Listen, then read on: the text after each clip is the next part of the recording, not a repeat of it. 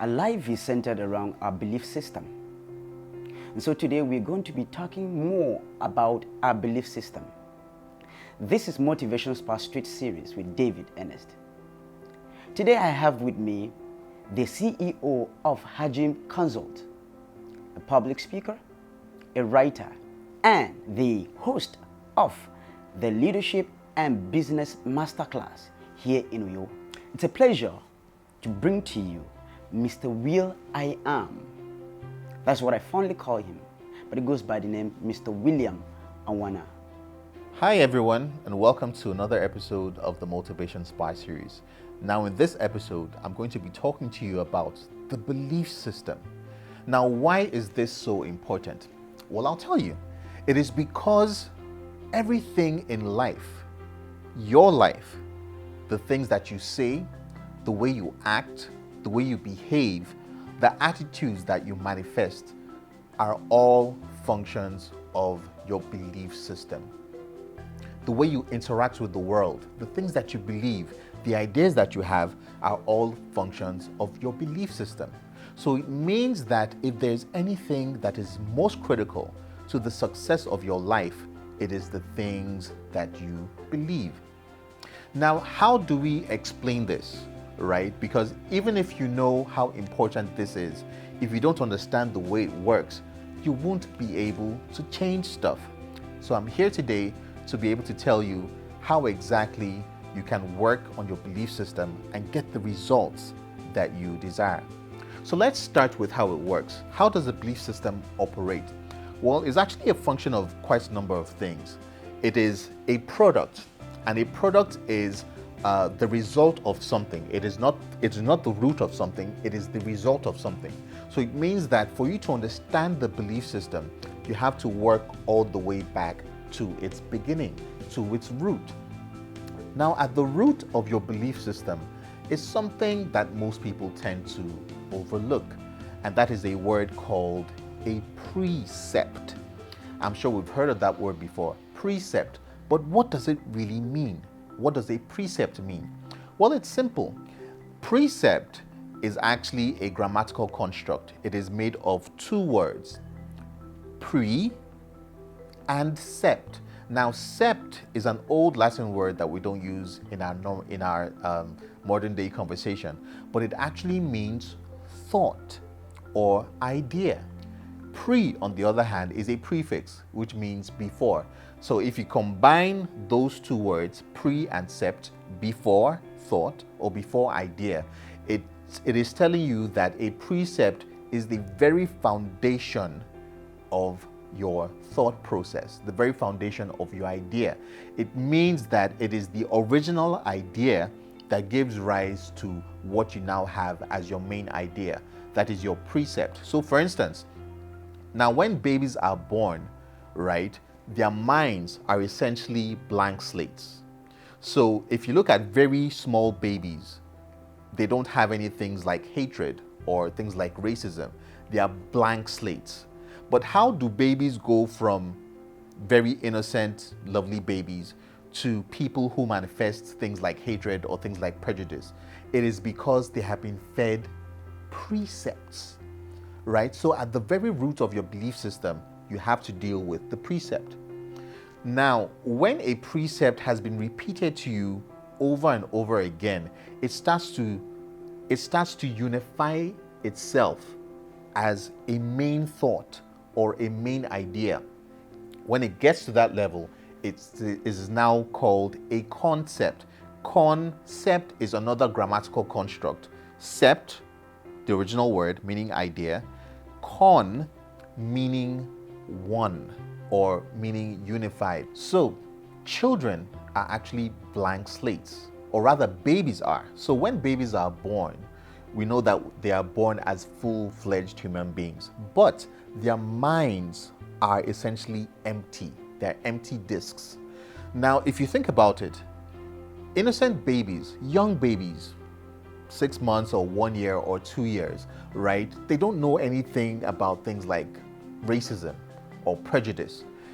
For instance, I saw this video of this young, cute black child in the US South, for instance, right? who went and was just running to hug his friend who was white, the same age, and both of them hugged each other. And the internet was going on about, oh, how cute they looked, etc. But in the same area, children who are 10 years older, 15 years older, 20 years older, they don't see eye to eye with their other counterparts who are either black or white. Why? What is the difference between those two cute young children and the adults or the teenagers who have grown up a bit? The difference is that they have been fed ideas, right? So when a child is born, the first people that he has relationships with are his parents or his family, and then from there he goes to school, and then he makes friends. Now, in those years, he is being fed precepts. The parents suggest ideas to him, his siblings suggest ideas to him, his teachers at school suggest ideas to him, his friends that he makes suggest ideas to him. And through all of that, as well as the books that he's reading, the music that he's listening to, the movies that he's watching, all of these things are feeding him ideas, right? And when those ideas are being repeated frequently, they begin to distill thoughts and concepts in his mind. Now, what happens from the time that you are fed a precept? When you're fed a precept repeatedly, it starts to form, it starts to solidify such that it becomes unified in thought.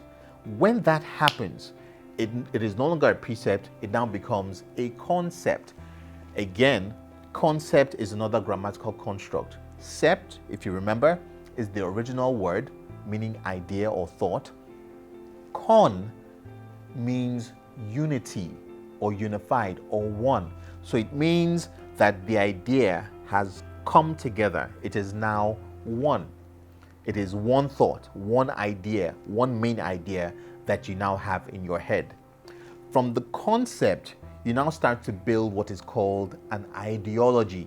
So when you hear things like people having the ideology of Marxism, right? Or the ideology of Hitler, or the ideology of black supremacy, it means that they have gone from the original state of precept, an idea that was fed to them, the idea became unified, it became a concept, and then from there, they started to believe in that idea. It became an ideology. From an ideology, it now starts to become a philosophy. Philosophy is actually a Greek word, right? Philo means love. Osophy means idea. So it means when you have become so much enamored or so much in love with the idea that you have come to believe, it is all you think about. It becomes your philosophy. So when you hear people talking about, this is my philosophical stance about something, they are simply saying that this idea, I'm so much into it that I don't even want to listen to anything else that proposes or suggests an opposing view, right? From a philosophy comes the most dangerous thing, your mentality. At that point, your attitude about that idea has been solidified. So when you hear people talk about money, for instance, and they say that money is hard to get, or there is no money in the country, or when they talk to you about the fact that they believe that women are inferior to men, right? Or when you hear some other people say that blacks are not as intelligent as white people, right? Or when you hear people say that Africa is undeveloped or underdeveloped, all of these have gone from the stages of precept all the way to mentality. And at that stage, it is very, very difficult for someone to change. Why? Because those ideas have been solidified over time. So it is a habit. It's like a habit that you've developed over time. The habit that you develop, the things that you do repeatedly, you didn't just start in one day.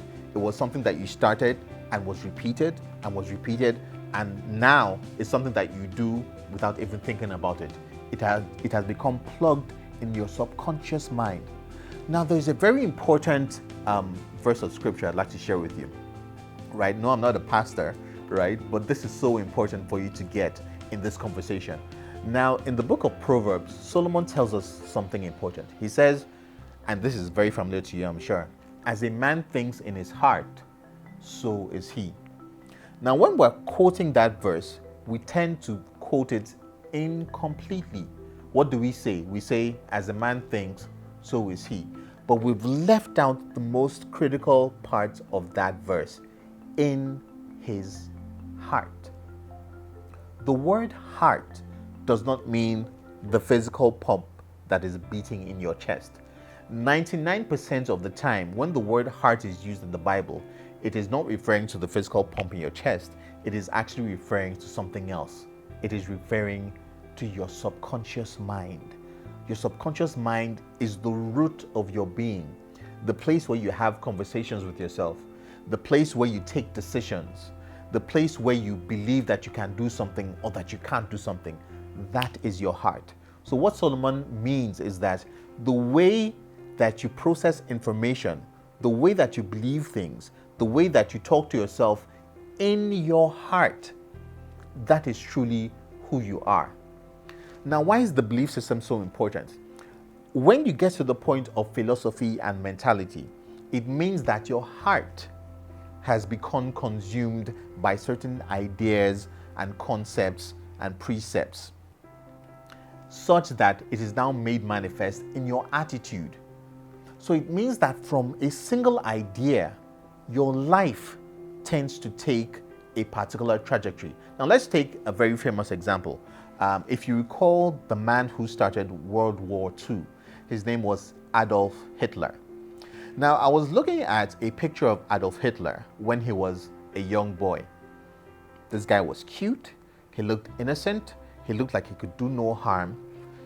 The question that popped in my head was, what happened to this young boy that transformed him from this cute, innocent picture to the monster that he became?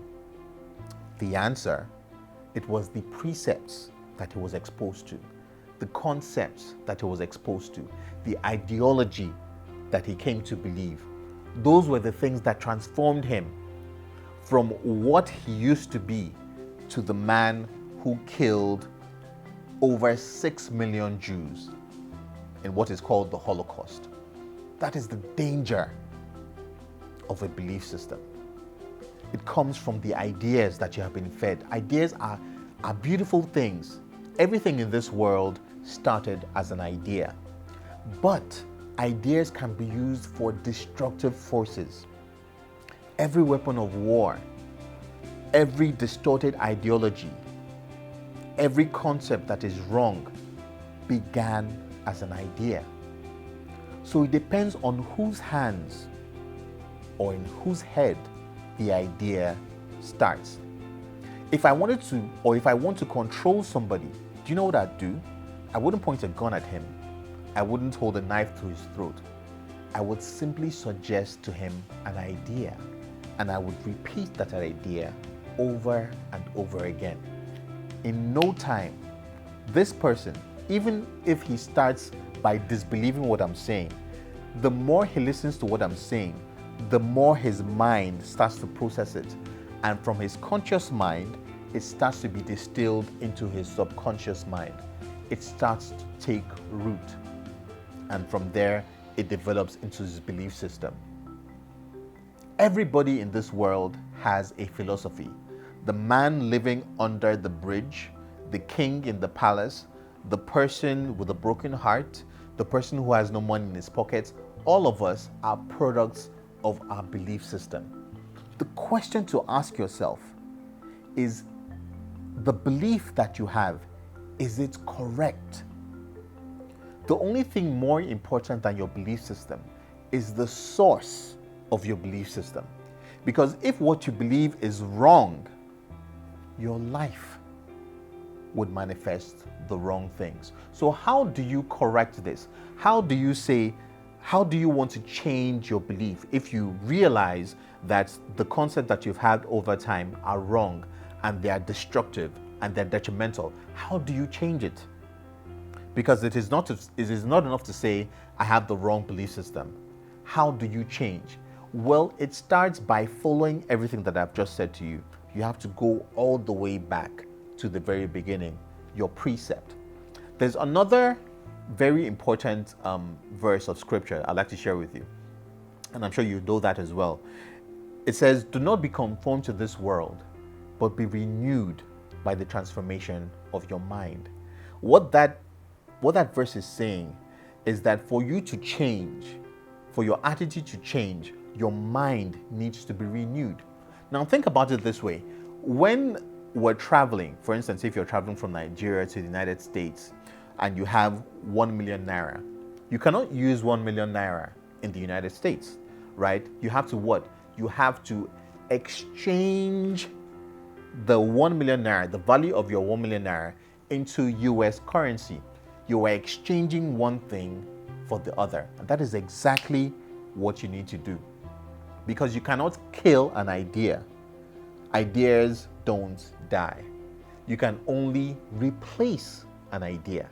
So you replace one idea with another idea, and then you start to feed on that new idea. So what do you need to do if you know that your life needs to change? It means that you need to expose yourself to right sources of information, and you feed yourself those sources over and over again. The books that you listen to, the friends that you keep, the music that you listen to, right? The movies that you watch, the people that you interact with. Make sure that all these sources are giving you the right information, and then you continue to interact with them over and over again. Within a very short period of time, you would notice that your attitude starts to change. So in essence, ladies and gentlemen, your belief system is the most important part of your life. If you seek change, if you seek a turnaround, if you seek development, you must address all the precepts that you have come to believe over time. I hope you've enjoyed this session. It's been a pleasure sharing it with you.